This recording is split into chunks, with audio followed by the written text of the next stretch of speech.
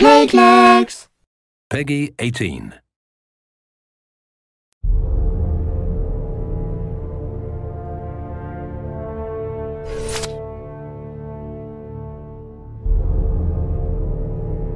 Isaac Clarke was nobody special, just another systems engineer until the day he responded to a distress call on board the USG Ishimura, the galaxy's oldest planet-cracker mining vessel. What he found there was beyond even his darkest imaginings. The necromorphs, grotesque aberrations reconstructed from the dead flesh of former crew members, had overrun the ship and seemed to have some connection to a religious artifact, the Red Marker, unintentionally unearthed by the Ishimura's illegal mining operation. Whilst trying to aid survivors, including his girlfriend Nicole, Isaac attempted to subdue the Red Marker's influence by returning it to the planet on which it was found, Aegis 7. With the help of other survivors on board the Ishimura, including Nicole, Isaac is ultimately successful in quelling the necromorph threat and escaping into space. However, he soon discovers that Nicole in fact took her own life prior to his arrival on the Ishimura. What he had been seeing and speaking to was a product of the Marker's influence and his own broken mind. 3 years later, Isaac awoke on a colony on Titan, Saturn's largest moon. Committed to a mental institution and with no memory of anything since his escape from Aegis 7, he was immediately thrown back into the midst of a necromorph outbreak.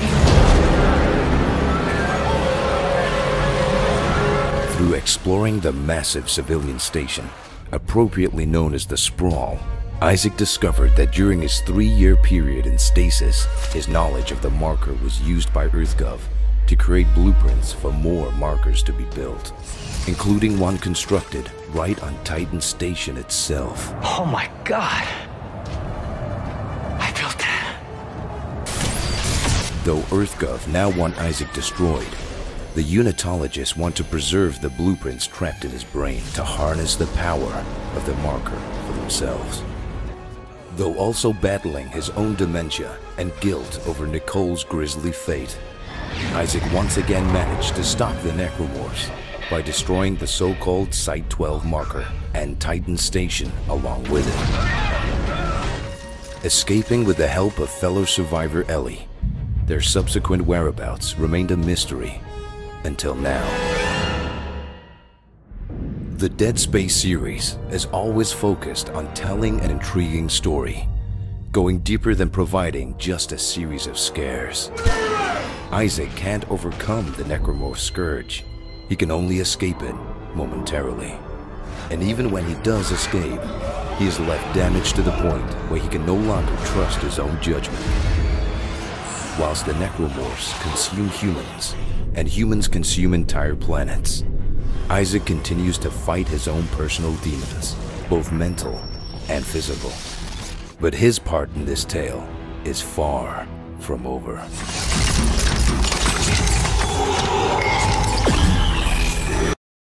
As any engineer knows, a great creation is made up of many components, much like the human body and all its vital organs.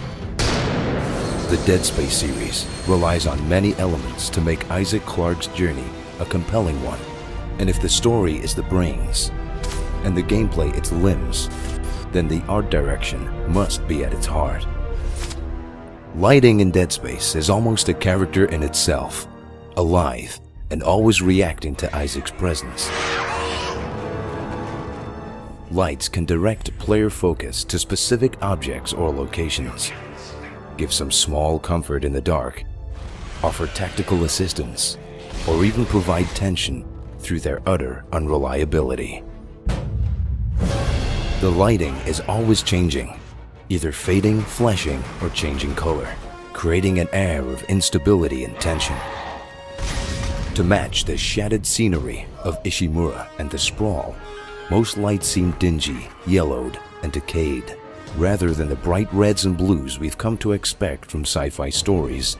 Isaac's path is lit with aged yellows and whites, as though these space stations have been lost in time. The technology used by Isaac and the other characters also seems old and broken down, as if it could short-circuit at any moment. Since the last time Isaac spoke with Nicole was through a grainy static-filled log shown at the start of Dead Space 2, video static and interference also play an important role in the marker's distorted vision of her.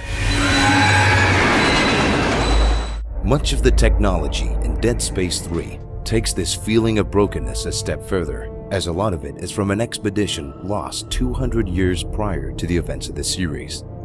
The buildings are falling apart, the doors screech when they open, and everywhere there is decay.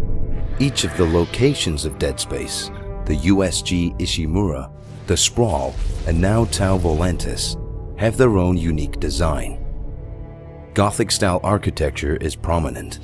Buildings feature protruding ribs, long wandering corridors, and vast underbellies, mimicking human body structure in their appearance.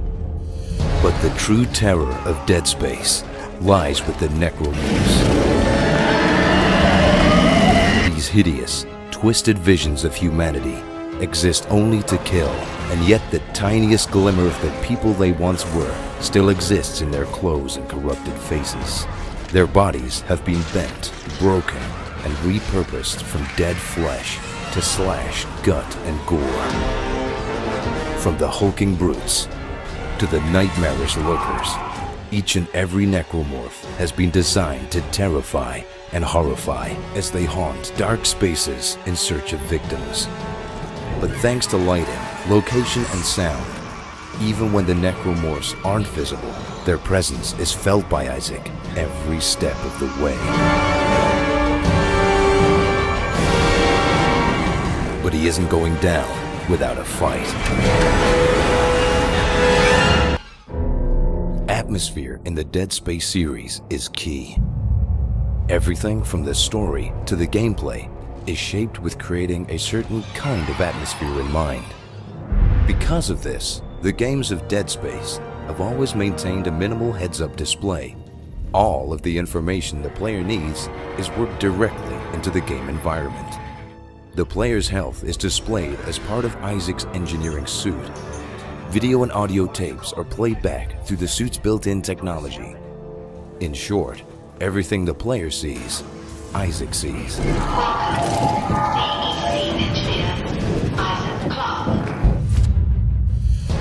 Isaac's background as an engineer, rather than a soldier, is an essential part of the gameplay of Dead Space.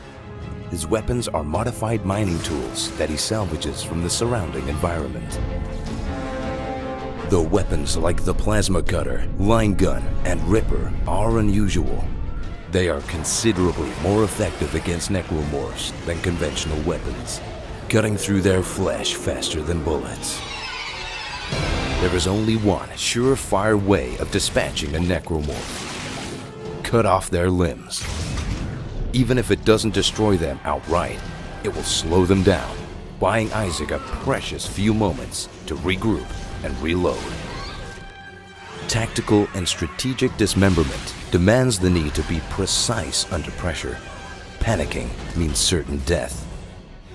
Each enemy type requires different tactics to overcome the odds, and if there are no weapons to hand, improvising one from the surrounding environment is always an option.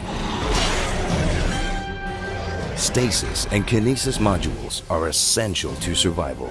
Necromorphs are highly evolved predators and as such move fast. Slowing them down is an effective way to ensure accurate dismemberment. This is where stasis comes in.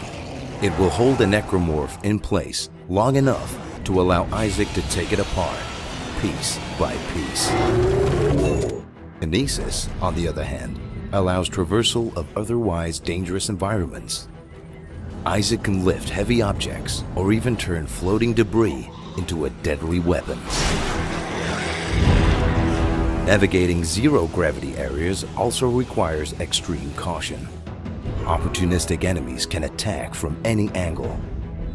And moving through vacuums means the added pressure of surviving with an oxygen tank running down to empty. This diverse range of weapons, tactics, and tools are just enough to give Isaac the fighting chance he'll need as he continues to stand against the necromorph threat. But he no longer has to stand alone. After the Titan station was destroyed, Isaac and Ellie parted ways. Isaac, now on the run from EarthGov, went to New Horizons, an overpopulated and depressing colony on Earth's moon. Ellie, not satisfied with hiding out, chose to search for a way to stop the markers. Isaac couldn't hide for long. Soon after, EarthGov Captain Robert Norton and Sergeant John Carver came knocking on his door. It seems they had been working with Ellie on finding a way to stop the markers, but Ellie had gone missing while following a lead.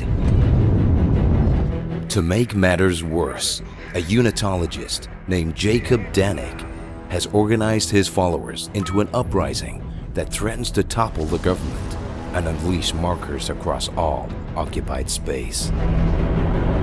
Isaac, Carver, and Norton barely escape the Zealots and head to the freezing wastes of Tau Volantis, Ellie's last known location. There, they discover an entire fleet of centuries-old ships, most of them nothing more than scrap orbiting the planet. They also uncover an ancient government program that could reveal a way to stop the marker threat once and for all. A new location brings with it daunting new challenges. Isaac now faces the whiteness of endless snow, as well as the darkness of space. And low visibility on the frozen planet's surface means that a deadly attack can come from any side at any time. Not only will Isaac have new necromorph strains to combat, but he'll also come up against human enemies for the first time, as soldiers dedicated to Unitology's cause are determined to silence Isaac permanently. Luckily, with new challenges come new tools. Benches will now allow Isaac to not only upgrade existing weapons, but by drawing on his engineering expertise, craft entirely new ones as well.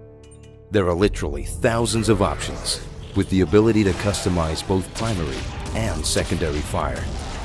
New universal ammo clips will mean better inventory management, and scouring the wastes for resources will yield stronger weapons. Isaac has also learned a thing or two from his past encounters.